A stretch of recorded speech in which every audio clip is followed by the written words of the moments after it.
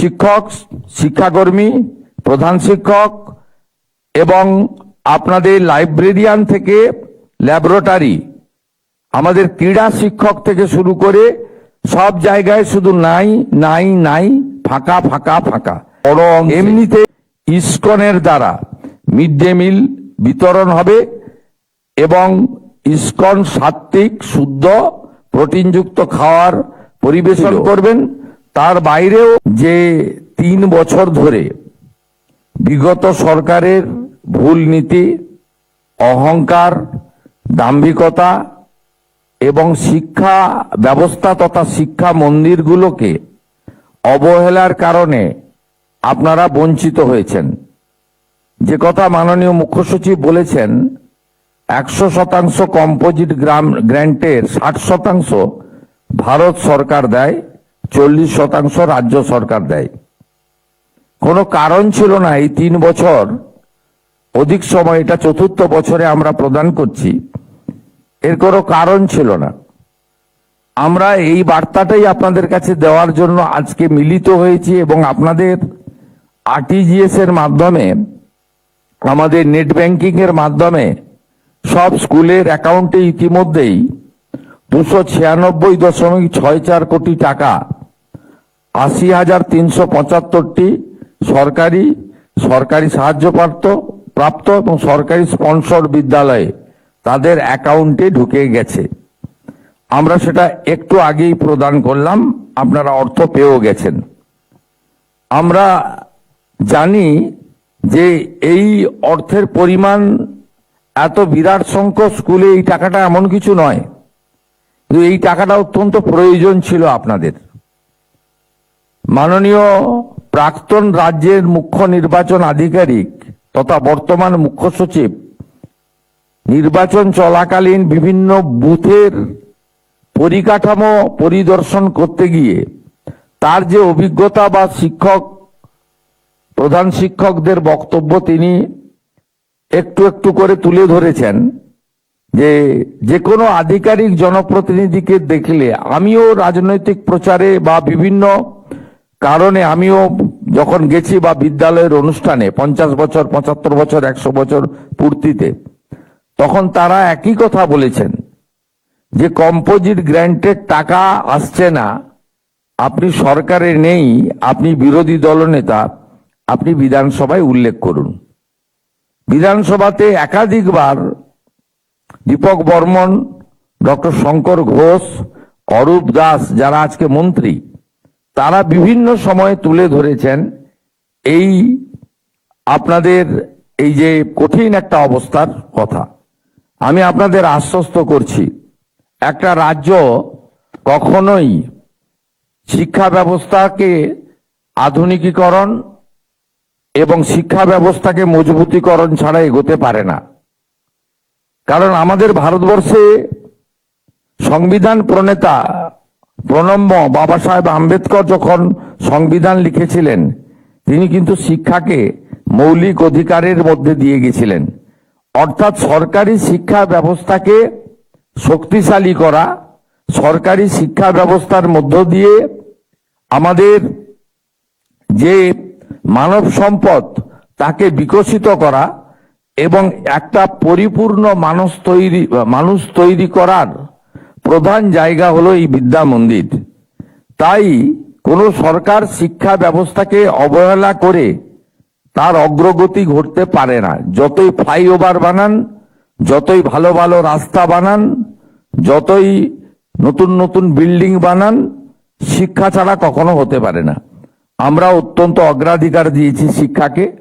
আমরা higher education ডিপার্টমেন্টকে আলাদা করেছি, যেখানে কলেজ এবং বিশ্ববিদ্যালয়, টেকনিক্যাল এডুকেশন ডিপার্টমেন্টকে আলাদা করেছি, স্কুল এডুকেশন ডিপার্টমেন্টকে আলাদা করেছি। এবং ভারত সরকারের সঙ্গে আমাদের শিক্ষা দপ্তরের সমস্ত, শুধু এই কম্পোজিট গ্র্যান্টের টাকা নিয়ে আসা নয়, অন্যান্য অনেক ক্ষেত্রেই আমরা চুক্তিবদ্ধ হয়েছি, উভয় সরকার আলোচনা করেছি এবং যেহেতু শিক্ষা কনকারেন্ট লিস্টে রয়েছে, কেন্দ্র এবং রাজ্যের যৌথ দায়িত্বে, আমরা সর্বক্ষেত্রে শিক্ষা ব্যবস্থাকে ঠিক করার জন্য ব্যবস্থা নিয়েছি। শিক্ষা ঠিক করতে গেলে প্রথম দরকার পরিকাঠামোগত উন্নয়ন, দ্বিতীয় দরকার ছাত্রছাত্রীদের সংখ্যা বাড়ানো, স্কুলমুখী করা, এবং মূলত আজকে যে প্রতিযোগিতার যুগ, বেসরকারি শিক্ষা ব্যবস্থা এবং সরকারি শিক্ষা ব্যবস্থা, সেক্ষেত্রে আমরা যদি সরকারি শিক্ষা ব্যবস্থাকে বেসরকারি শিক্ষা ব্যবস্থার সমতুল্য বা কাছাকাছি নিয়ে যেতে না পারি, তাহলে কিন্তু ছাত্রছাত্রী, অভিভাবক অভিভাবিকারা বেসরকারি স্কুলের দিকে তাদের ছেলে মেয়েদের পাঠানোর চেষ্টা করবে এবং করছে। একটা ভয়ঙ্কর বিপর্যয় আমাদের 2025 সালে এই রাজ্যে বিগত সরকার ঘটিয়েছে। 2025-এর 6ই মে রাজ্যে উচ্চ মাধ্যমিকের ফল প্রকাশ হয়। তারপরে 3 মাস ওবিসি রিজার্ভেশন সংক্রান্ত জটিলতার কারণে আমাদের এই রাজ্যে আমাদের স্নাতক স্তরে ভর্তি বন্ধ ছিল। 3 মাস পরে ভর্তি হয়েছে, যখন বেসরকারি শিক্ষা প্রতিষ্ঠানগুলোর ভর্তি বন্ধ ছিল না, তারা কিন্তু ভর্তি করে দিয়েছিল সেই সময়। তাই আমাদের তখন মনে হয়েছিল যে শিক্ষা তার সরকারি দায়িত্বের মধ্যে না রেখে শিক্ষাকে বাজারিকরণ করা, শিক্ষাকে পণ্য হিসেবে ব্যবহার করার একটা সুপ্ত ষড়যন্ত্রের শিকার এই রাজ্যের শিক্ষা ব্যবস্থা হচ্ছে। এমনকি জয়েন্টের রেজাল্টও সবচেয়ে শেষে বেরোনোর ফলে আমাদের ভালো ভালো সমস্ত স্টুডেন্ট অন্য রাজ্যে চলে যায়, গিয়ে তারা ভর্তির সুযোগ নেয়। আপনারা শুনলে খুশি হবেন, এবারে উচ্চ মাধ্যমিক মাধ্যমিকের ফল প্রকাশের সাথে সাথে অনলাইনে অ্যাডমিশন চালু করা, ত্রুটিমুক্ত অ্যাডমিশন করা এবং আমাদের মেধার ভিত্তিতে অ্যাডমিশন করানো।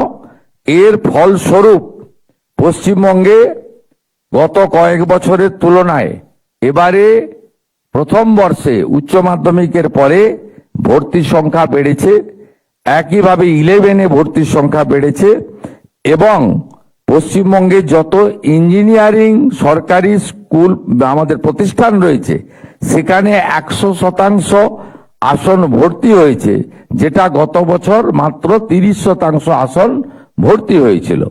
তার মানে অভিভাবক অভিভাবিকরা আশা দেখছেন যে এই সরকার, তাদের আমলে যদি আমরা ছাত্রছাত্রীদেরকে, আমার পুত্র কন্যাকে শিক্ষিত করতে পারি, তাহলে কর্মসংস্থানের সুযোগ ভবিষ্যতে পাওয়া যাবে। আমরা সিদ্ধান্ত নিয়েছি জাতীয় শিক্ষানীতি 2020-র অন্তর্ভুক্ত হব।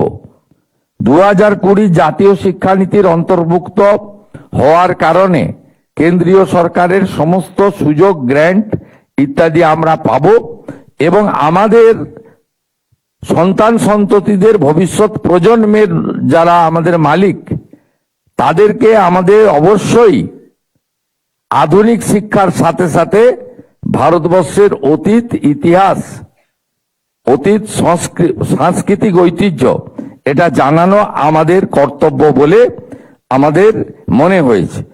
আমরা বিদ্যালয় পরিচালন কমিটিতে জাতীয় শিক্ষানীতি মেনে ভারতীয় জনতা পার্টি বা এনডিএ পরিচালিত 21টি রাজ্য অনুকরণ করে অভিভাবকদের মধ্য থেকেই স্কুল পরিচালন কমিটির দায়িত্ব আগামী দিনে নষ্ট করার পরিকল্পনা নিয়েছি। আমরা 1200-র বেশি সরকারি বেসরকারি সাহায্যপ্রাপ্ত স্কুল, সরকারি স্কুল, সেখানে ডিজিটাল শিক্ষা সহায়িকা এবং পারস্পরিক অংশগ্রহণমূলক শিক্ষা প্রযুক্তির সরবরাহ করছি। এক্ষেত্রে নিশ্চিতভাবে পিছিয়ে পড়া জেলাগুলি, অর্থনৈতিকভাবে দূরবর্তী জেলাগুলি, গ্রামীণ জেলাগুলি, গ্রামীণ বিদ্যালয়গুলি অগ্রাধিকার পাবে। এর বাইরেও উচ্চ মাধ্যমিক শিক্ষায় artificial intelligence, AI, machine learning, data science অন্তর্ভুক্ত করছি। পশ্চিমবঙ্গ শিক্ষা পোর্টাল ও পিএম ই বিদ্যা চ্যানেলের উচ্চমানের অডিও ভিজুয়াল শিক্ষার উৎস সহজলভ্য করার ব্যবস্থা আমাদের দপ্তরের পক্ষ থেকে, শিক্ষা দপ্তরের পক্ষ থেকে করা হচ্ছে। দীক্ষা প্ল্যাটফর্মের মাধ্যমে শিক্ষকদের ব্যাপক ক্ষমতায়ন, প্রশিক্ষণ, আমাদের শিক্ষকদের উদ্ভাবনী এবং প্রযুক্তি নির্ভর শিক্ষাদান পদ্ধতি গ্রহণে আমরা সক্ষম করে তুলছি। প্রায় 3 লক্ষ শিক্ষক দীক্ষা পোর্টালে নথিভুক্ত হয়েছেন এবং 18 লক্ষের বেশি কোর্সে অংশগ্রহণ করেছেন, যা ভারতের সমস্ত রাজ্যের মধ্যে সর্বোচ্চ কোর্স এনরোলমেন্টের মধ্যে পড়ে। এর বাইরেও অনেক রয়েছে। আপনাদের তো স্কুল ছুটি হয়ে গেছে, বাড়ি ফেরার তাড়া রয়েছে, আমি আজ বিস্তারিত আর বলবো না। এর বাইরেও 1000টি সরকারি সেকেন্ডারি হাই সেকেন্ডারি স্কুলে অটল টিঙ্কারিং ল্যাবরেটরি আমরা বানানোর জন্য আপনাদেরকে অনুমোদন দিচ্ছি। পিএম শ্রী আমরা আসার আগে আগের সরকার একটি তালিকা করে গেছিল, ওই তালিকা ত্রুটিযুক্ত তালিকা, কিন্তু আমরা গ্রহণ করেছি, কারণ আমরা চাই না কেউ বঞ্চিত হোক। আমরা বিশেষ অনুরোধ করে শিক্ষা দপ্তরকে 600 জায়গায় 800 করতে পেরেছি আপাতত। আমরা চেষ্টায় আছি।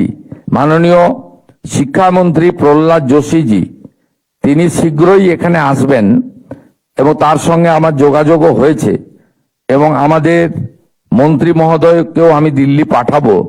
তিনি কথা বলার পরে আরো যাতে এখানে পিএম শ্রী স্কুলের সংখ্যা বাড়ানো যায়। আমরা ইতিমধ্যে 200 বাড়তি পেয়েছি। মাননীয় ধর্মেন্দ্র প্রধানজি, প্রাক্তন শিক্ষামন্ত্রী এবং শিক্ষা প্রতিমন্ত্রী এই রাজ্যের সাংসদ ডক্টর সুকান্ত মজুমদারের বিশেষ সহযোগিতায় 200 আমরা বৃদ্ধি করতে পেরেছি।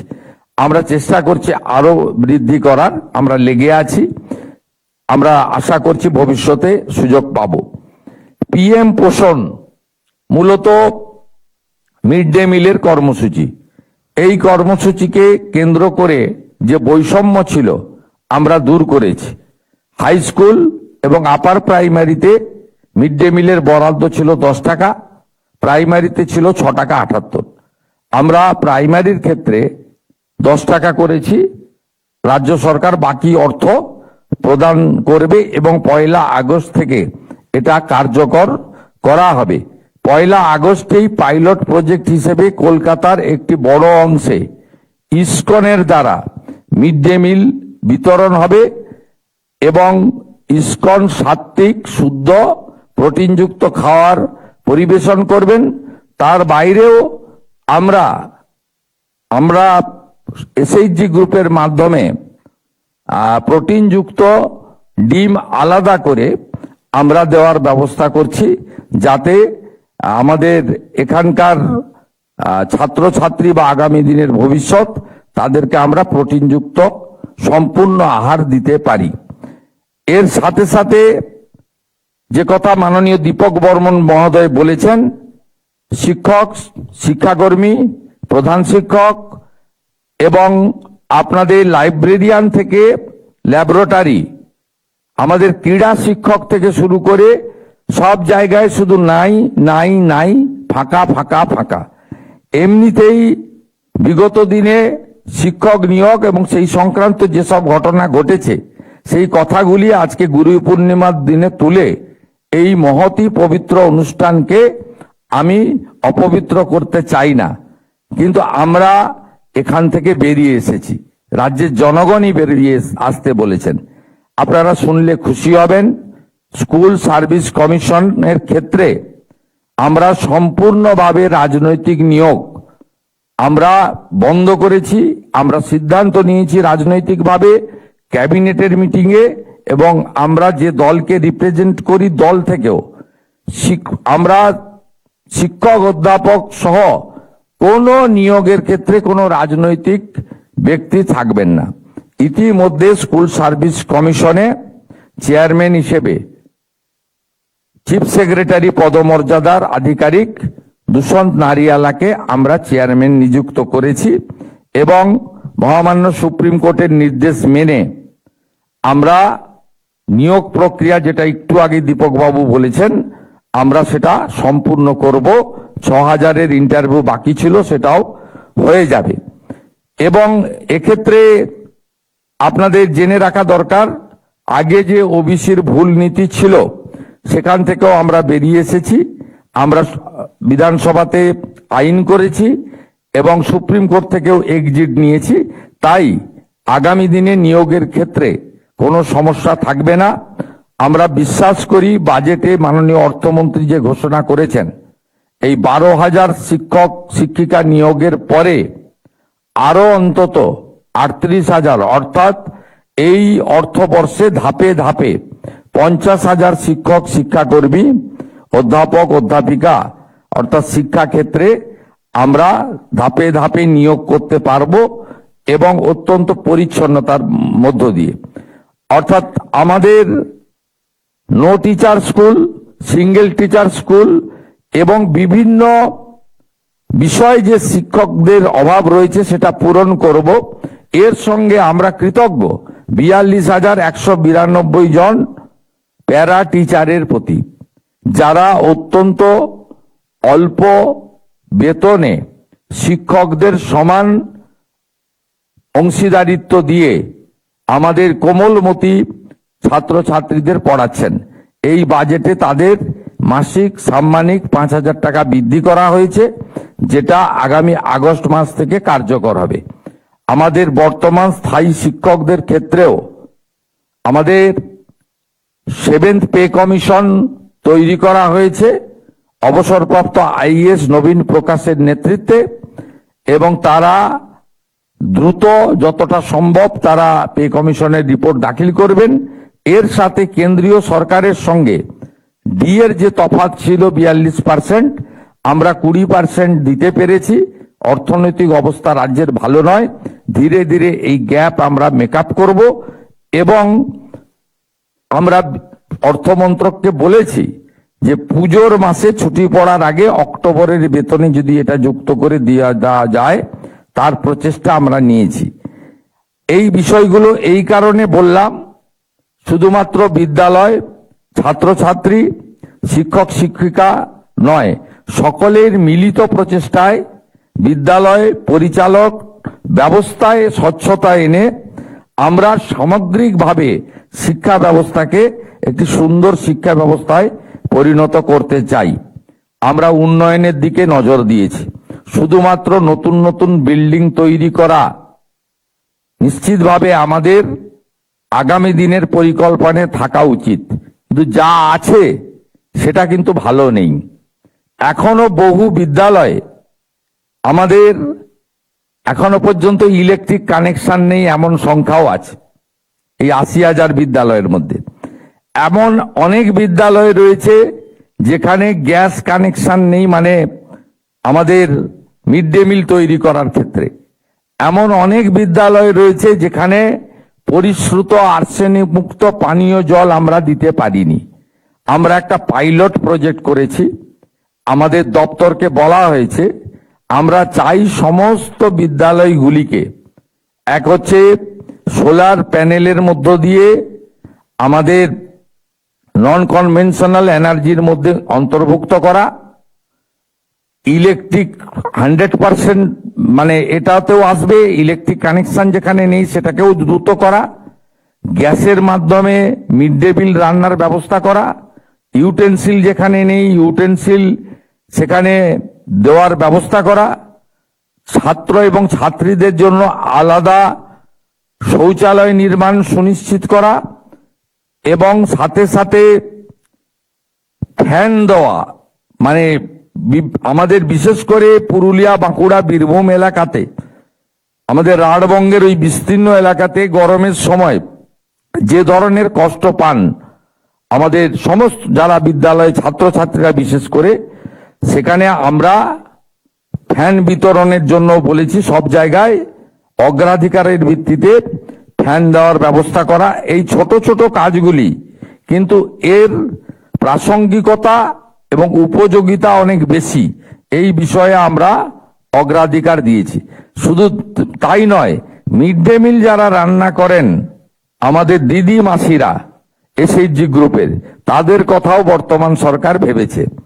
তারা মাত্র 2,000 টাকা করে পেতেন, আমরা আগামী মাস থেকে তাদেরকে 1,000 টাকা বৃদ্ধি করেছি, 3,000 টাকা করে তারা পাবেন। আমি আর কথা বাড়াবো না।